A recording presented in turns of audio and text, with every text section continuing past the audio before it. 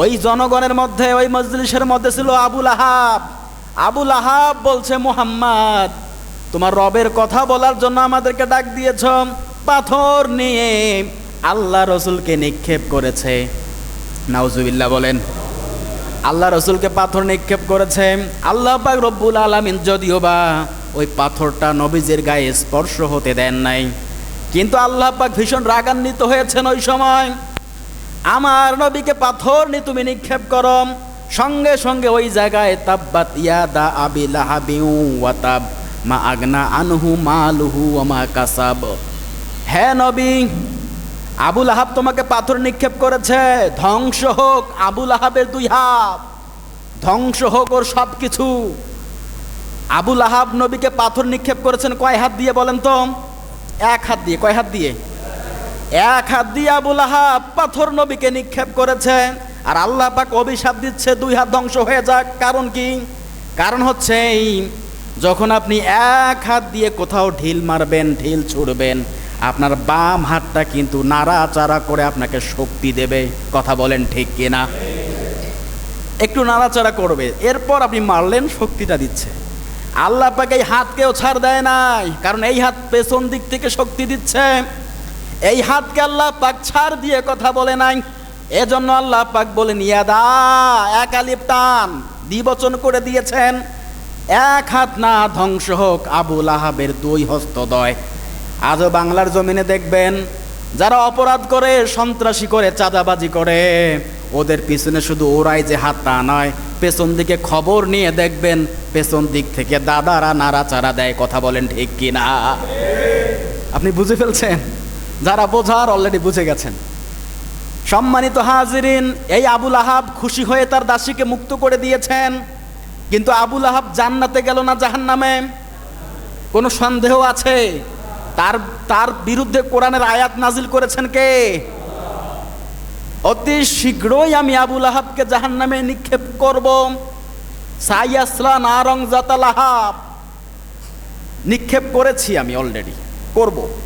Already বোঝা যাচ্ছে আবুল আহাব রসুলের জন্ম পেয়ে খুশি, কিন্তু ঈমান না আনার কারণে, আল্লাহ রসুলের প্রতি আদর্শ আনায়ন না করার কারণে সে জাহান্নামী। কথা বলেন ঠিক কিনা?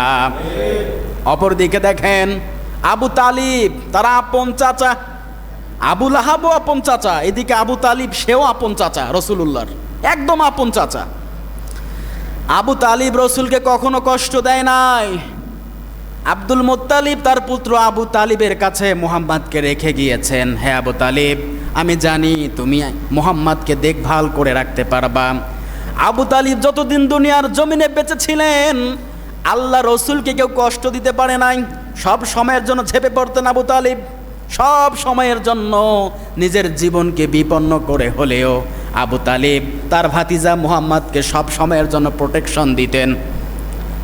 মরণের সময় আবু তালিব এখন ঈমান আনে নাই, ভাতিজাকে অনেক ভালোবাসেন। কিসের স্বার্থে? আত্মীয়তা সম্পর্কে, কারণ তার ভাইয়ের ছেলে, এই কারণে আল্লাহ রসুলকে সে ভালোবাসে, কিন্তু আদর্শ মানতে পারে নাই।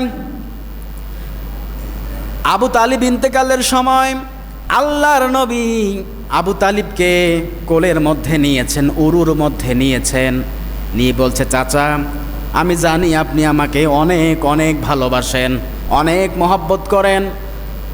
অনেক লম্বা একটা ঘটনা আবু তালিবের। যখন আবু তালিব ব্যবসার কাজে বাইরে যেতেন, মুহাম্মদকে এতটাই ভালোবাসতেন, সঙ্গে করে নিয়ে যেতেন। কান্না করলে আর সহ্য করতে পারে না আবু তালিব, এতটাই রসুলকে ভালোবাসতেন। সে বাল্যকাল থেকে, ছোটবেলা থেকে রসুলকে কোলে পিঠে করে মানুষ করেছেন। এমন কোনো জায়গা নাই রসুলের শরীর মোবারকের সাথে আবু তালিবের শরীর স্পর্শ হয় নাই। অনেক ভালোবাসতেন নবীকে। সেই আবু তালিব ইন্তেকালের পূর্ব মুহূর্তে আল্লাহ রসুল শিয়রের মধ্যে উপস্থিত হয়েছেন। পাশেই ছিল আবু জেহেল আর ওলিদ্দিন মুগিরা। বড় বড় কাফিররা ছিল, আব্দুল্লাহ ইবনে উবাইও ছিল। ইবনে কাসিরের মধ্যে পড়েছি। আল্লাহ রসুল বলছে, চাচা, আপনি শুধু একবার বলেন লা ইলাহা ইল্লাল্লাহ, ক্বালা লা ইলাহা ইল্লাল্লাহ, শুধু এতটুকু বলেন, কিয়ামতের ময়দানে আমি আপনার জন্য সুপারিশ করতে পারবো গো চাচা। যদি এইটুকু বলতে না পারেন আমি কিন্তু সুপারিশ করতে পারবো না, মেহেরবানি করে এটা বলেন। ওই যে কাফিররা আবু জেহেল দাঁড়িয়ে আছেন, বলছে আবু তালিব তোমার বাবা আব্দুল মুত্তালিবের ধর্ম ত্যাগ করে তুমি কি মুহাম্মাদের ধর্মে আসবা নাকি?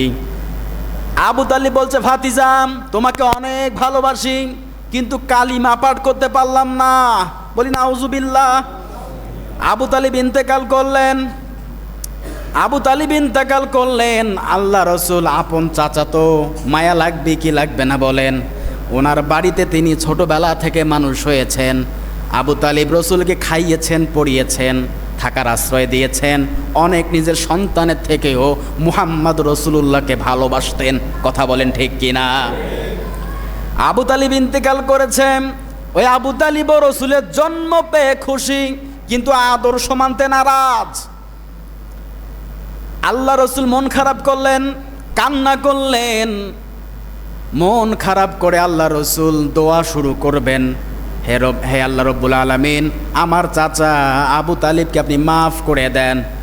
আল্লাহ পাক রব্বুল আলামিন ওই সময় জিবরাইলকে পাঠিয়ে দিয়েছেন, হে নবী হাত নামান।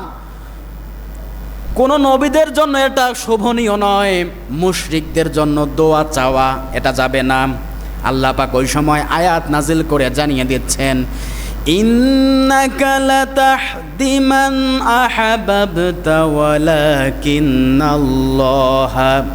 ইয়াহদি মান ইয়াশা ওয়া হুয়া আলামু বিল মুহতাদিন। আল্লাহু আকবার। সূরা কসস 20 নম্বর পারার 28 নম্বর সূরা 6 নম্বর রুকুর 56 নম্বর আয়াতটা পড়ে দেখবেন। এই সূরা কসসের 56 নম্বর আয়াত আল্লাহ এই সময় নাজিল করে জানিয়ে দিচ্ছেন, হে নবী মন খারাপ করবেন না, কষ্ট নেবেন না, কারণ আমি জানি হেদায়েত কাকে আমি আল্লাহ পাক দান করব আর কাকে দান করব না। হে নবী হেদায়েত দেওয়ার মালিক আমি একমাত্র আল্লাহ।